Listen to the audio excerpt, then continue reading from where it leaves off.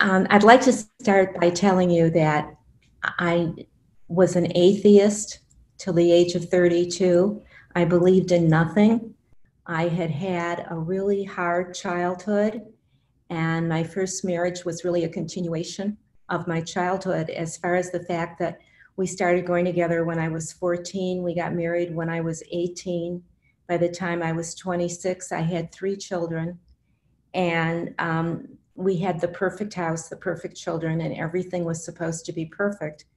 But the perfection totally unwound when I injured my back and spent 2 years getting conservative care, which in those days meant a lot of Valium, a lot of opiates, and 4 hospitalizations, and then finally spinal surgery that was supposed to be 2 hours of surgery and wound up being 5.5 hours because there had been a fracture that they hadn't seen on X-ray that needed to be repaired.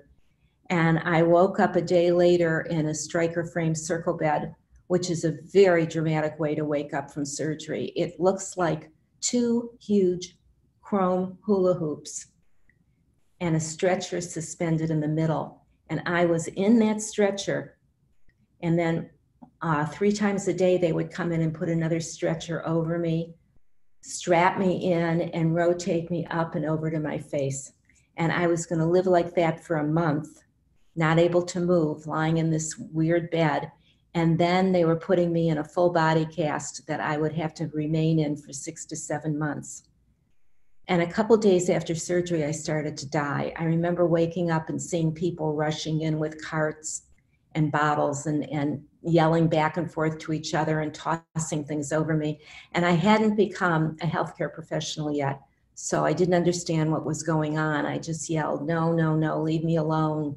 Please let me die, because I really didn't want to go on living. I was 32 years old. I was constantly being drugged. I couldn't be a mother to my 3 children. I couldn't be a wife to my husband. And I really had no enthusiasm as far as living anymore. And then I passed out. The next thing I knew, I woke up out in the hallway. Now, I knew I wasn't supposed to be out of the bed, that I would get into trouble if I had left the bed and was out in the hallway. So I turned around to come back into the room and looked directly into a PA system that I knew was mounted near the ceiling. Then I knew something was up, and I knew that something that was up was me. I came back into the room and I looked down into the circle bed and I saw me lying in that circle bed. And I had no trouble with that at all. It was the first time in a couple of years I was peaceful. And I just hung out with her for a while. It certainly wasn't me. I knew me was up at the ceiling. And the next thing I knew, I was moving out into space. And as I looked out into space, I looked up to the left in this darkness and saw myself as a baby lying face down in my crib crying. And then I looked down to the right where I had been in the circle bed and saw myself at 32 years of age crying. And I looked back and forth about 3 times. And as I did, the 3rd time, I remember giving up being her down in that circle bed. And I started moving towards the baby. And as I started moving towards the baby, my grandmother came and wrapped herself around me and held me. And together we re-experienced the 19 years we had been on the planet together.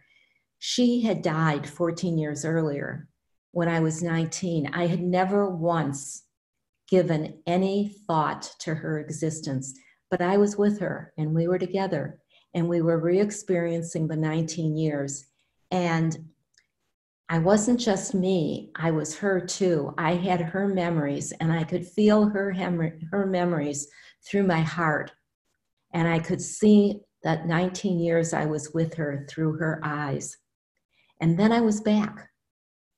And I remember trying to tell the nurses in the circle bed that I had left. I didn't tell them what I just told you. I just said I left the bed. And they would tell me I had hallucinated. And when I would protest, they would give me shots to quiet me down. It happened again a week later, only this time when I looked out into space and saw myself as a baby, I felt this incredible energy wrap itself around me and move into me and become me. It took me years to use the word God. I couldn't talk about this until I saw the movie Star Wars, the first Star Wars, and they talked about the Force. And I said, oh, that must have been it.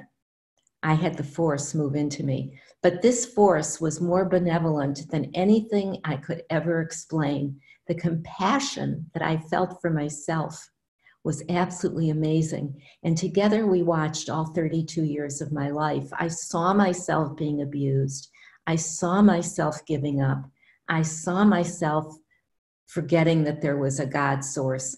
I saw myself, and I kept hearing myself say, no wonder, no wonder. And I realized that what that meant, that no wonder, was no wonder you are the way you are. Look what was done to you when you were very little.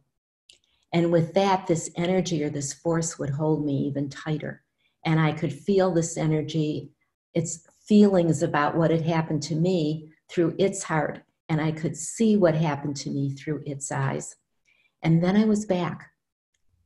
When I came back, I realized that I was totally changing. Nothing was the same.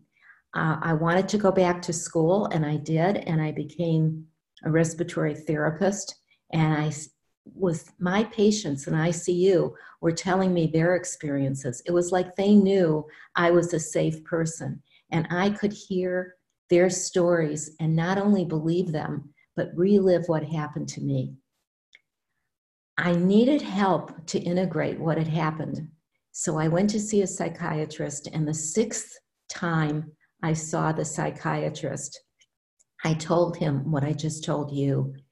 And he told me that I had become, that I wanted to go into psychoanalysis. And once I was out of the body cast, to come back, and he would see me 4 mornings a week. And he wrote me a prescription for an antidepressant, which I never took. I knew I was changing rapidly, but I also knew I wasn't depressed. I knew there was something else going on, and I'm so glad I had the wisdom to stay away from the prescription drugs.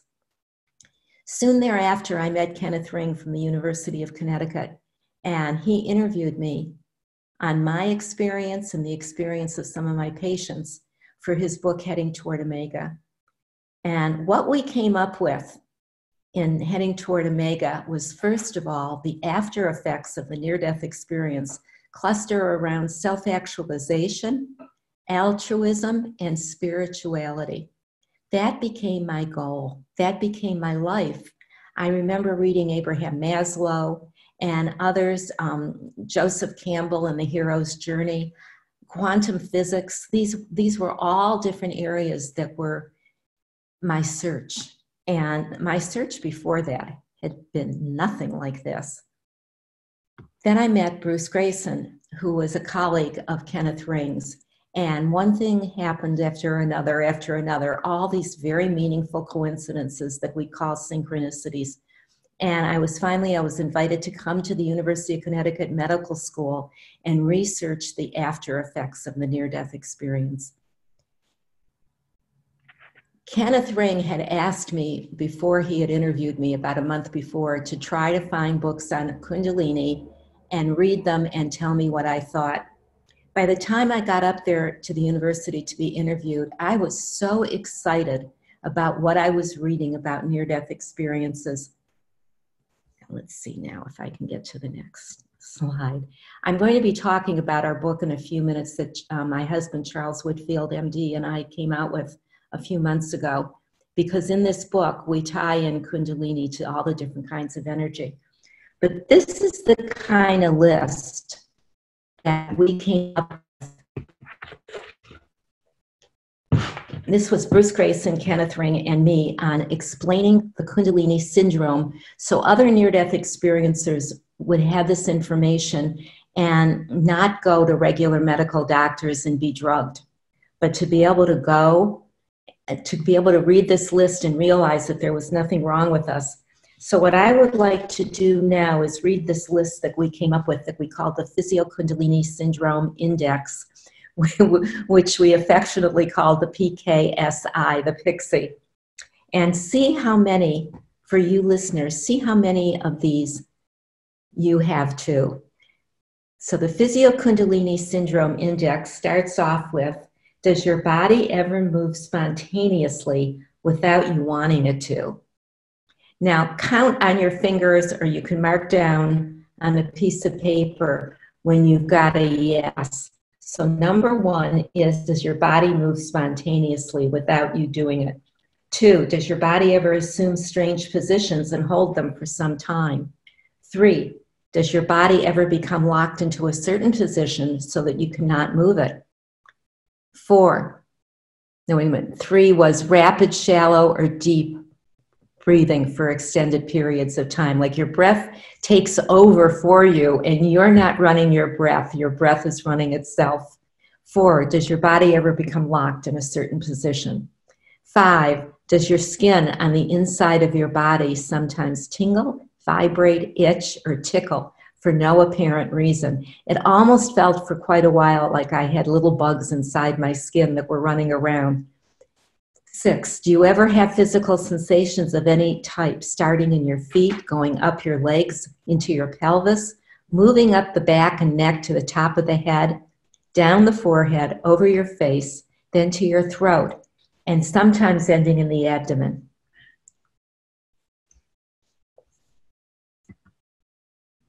7, do you ever feel a deep ecstatic tickle or a feeling that feels different for no apparent reason?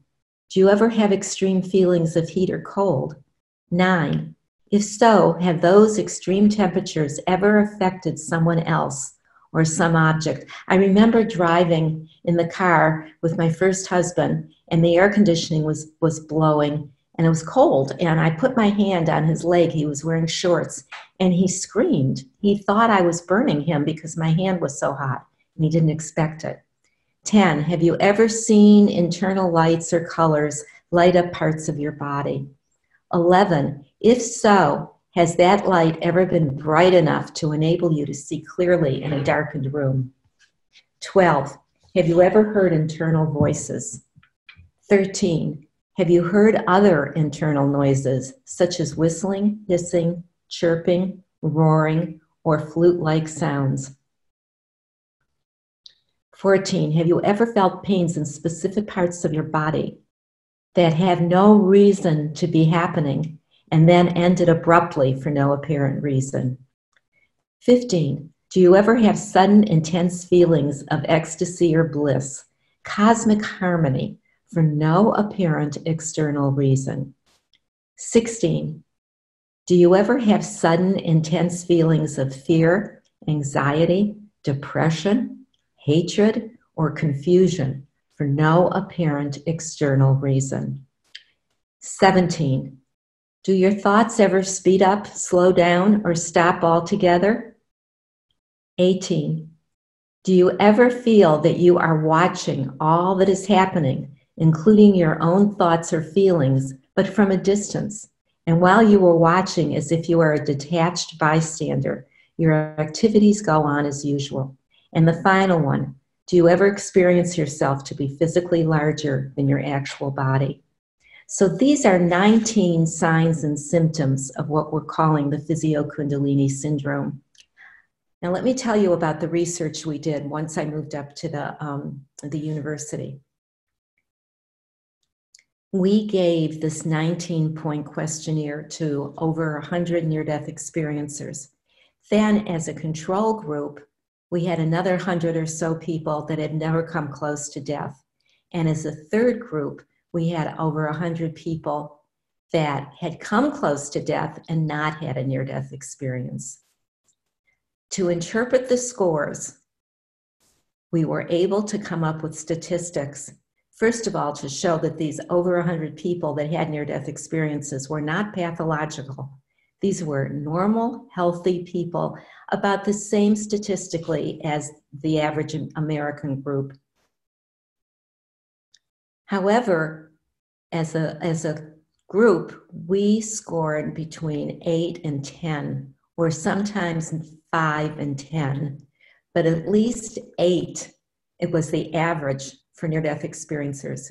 And we decided from this research and interviewing all of them that something had been aroused in them. It was an energy intensity that we called, from reading all the history of this, the Physio-Kundalini Syndrome. The people who came close to death and didn't have near-death experiences scored around 4. Our control group scored around 4.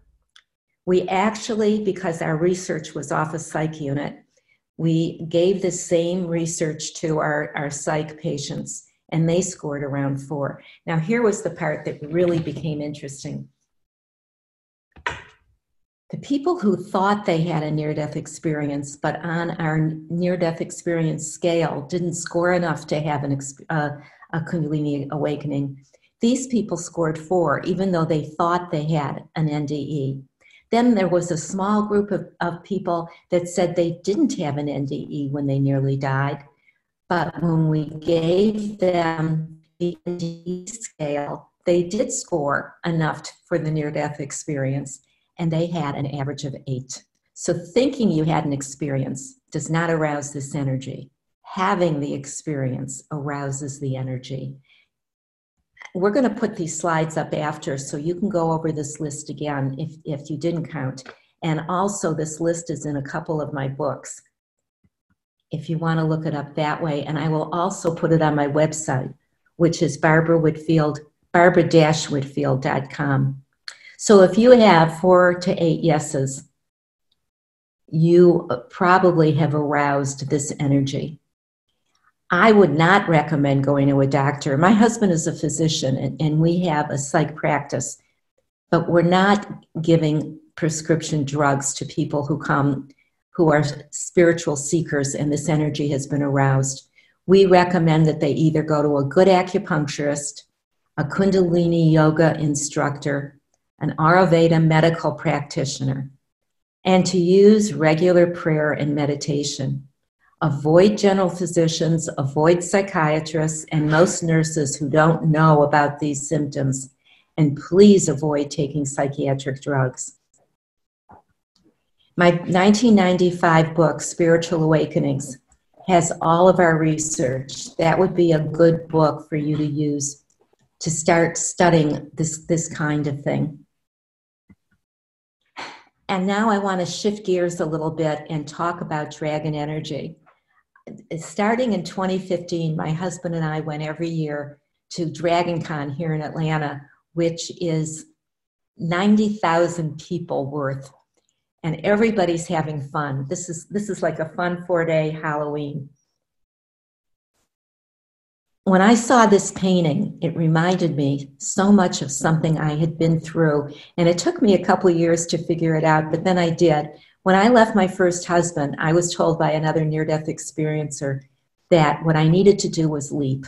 That it was like I was standing on a cliff and I just had to jump even though I didn't know what was going to happen. When I saw this painting with her standing on the dragon, and then I saw these 3 sweet little fairies pulling her to jump, I realized those sweet little fairies were the synchronicities. They were all the magical coincidences that were happening to me as my life switched gears. When I jumped, and then I moved to Connecticut to do the research, I started a whole new life, and I started my hero's journey. I can't recommend enough, if you are in the energy arousal of Kundalini, to watch the Joseph Campbell tapes where he's being interviewed by Bill Moyers on the hero's journey. And that's what our book, Dragon Energy, is about. It's about the fact that each and every one of us is invited through all lifetimes to take the leap and become all that we can be. This is, to me, what the energy is coaxing us to do. We are so much more than we believe we are. We are unlimited. We are loving. We are basically unlimited and part of God. And each and every one of us is in unity with everybody else. We are one big body on the planet Earth. And if you take the myths and the stories of dragons from all time, if you take the Eastern dragon, which talks about the energy behind creativity, and you take the Western dragon, which emphasizes the ego and slaying the ego or slaying the dragon, and you put those two together, it is a perfect compilation of how to grow through our hero's journey.